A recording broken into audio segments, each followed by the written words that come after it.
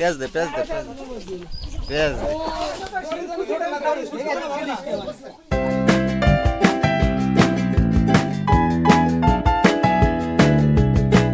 আসসালামু আলাইকুম।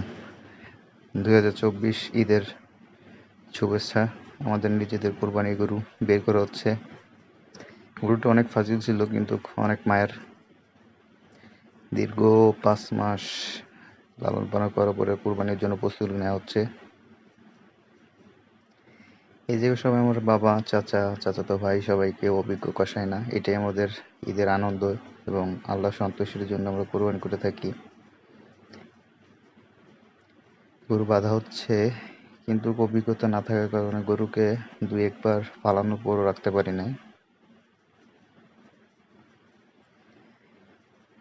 2 বার উঠে যাওয়ার পরে আমার বাবা এবং আমি এটা পাচ্ছি, সবাই ভয় পায় এই কারণে, কিন্তু ওই ভিডিওটা নাই।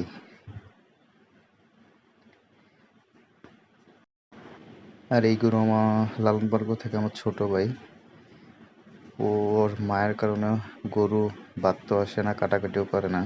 যদিও এখানে নাই, অনেক কষ্টের পর ফালাইছি, কিন্তু অভিজ্ঞতা না থাকার কারণে এই যে ভয় পায়, আপনারা দেখলেই বুঝতে পারবেন। কিন্তু তারপর নিজেরা অনেক আনন্দ সহকারে কাটাকাটি করে থাকি আমরা। এইটা একটা আনন্দ। যাই হোক,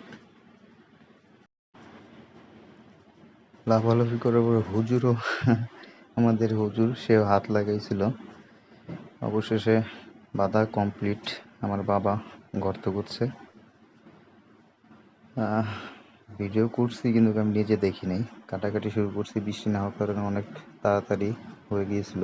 এবং এই গরু থেকে মোট আমরা 203 কেজি মাংস পেয়েছি। দীর্ঘ 5 মাস লালন পালন করার পরে অনেক মায়া লাগছে, কিন্তু কি আর করার।